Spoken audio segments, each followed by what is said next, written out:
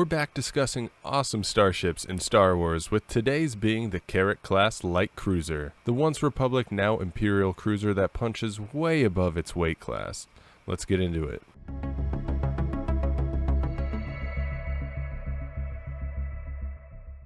Now, I don't know about you, but I discovered this light cruiser first in Star Wars Empire at War, which is an awesome game if you haven't played it. Either way you discovered, the Carrack-class light cruiser, which is actually a frigate, is an underdog of a warship. First manufactured during the final years of the Galactic Republic, it operated prominently throughout the Clone Wars. With the fall of the Republic, the Carrack-class would fly for the Empire, working as a small combat cruiser to supplement the more expensive Imperial-class and Victory-class capital ships. The Carrack was easy to manufacture without breaking the banking clan's bank. Not only that, it was heavily armed and could reach top speeds equal to that of the Rebels' infamous T-65 X-Wing. Additionally, this attack cruiser was equipped with a Class 1 hyperdrive and Class 12 backup. With a length of 350 meters, width of 72 meters, and height and depth of 75 meters, the Carrack-class was armed with an astounding amount of weapons for its size.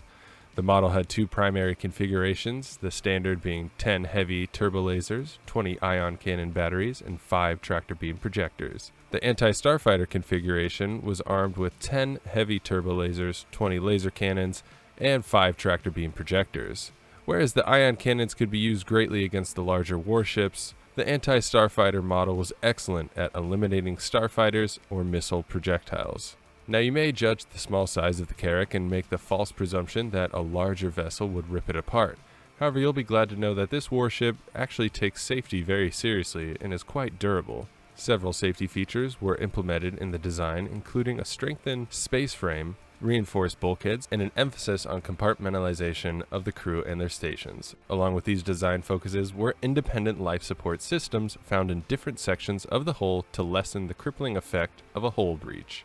Oftentimes, when the Empire afforded to even try and rescue their crews, it would not be uncommon for salvage teams to find surviving Imperial Navy crew members on board severely damaged Carrack cruisers. The one drawback to all these safety and defense features was the decrease in space available for something like an internal hangar bay. The Republic and Imperial Navy would retrofit starfighter racks on the exterior of the vessel, allowing for 4 to 5 tie line starfighters to be carried by the Carrack-class light cruiser. These starfighters would be used for short-range reconnaissance, escort, or in a courier capacity. The Carrack-class light cruiser is extremely well-rounded and quite the underdog, being able to work in tandem with other Carrack-class warships when engaging larger capital ships, where they would be otherwise outclassed. All this to say, I love the Carrack-class because of how effective it is as a starfighter hunter and attack cruiser despite being so small. But if you know the Empire, I'm sure you can guess where this light cruiser ended up. That's right, Sector Patrol. The Carrack-class warships would later be thrown into the role of Sector Patrol alongside a sister ship.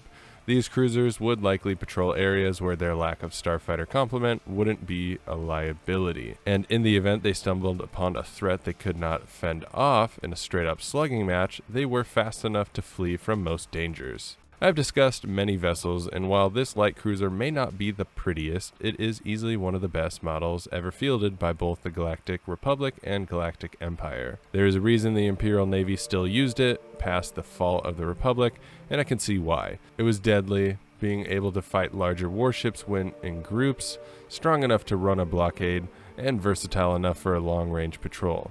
Of course, you let me know what you think of this light cruiser frigate down in the comments below. I'd love to hear your thoughts, and if you have any other suggestions on cool topics, put them in the comments. Blast a like on the video and subscribe to the channel if you have not already done so. And if you really want to get involved with the channel, join our Discord server. Have an amazing day, and may the Force be with you.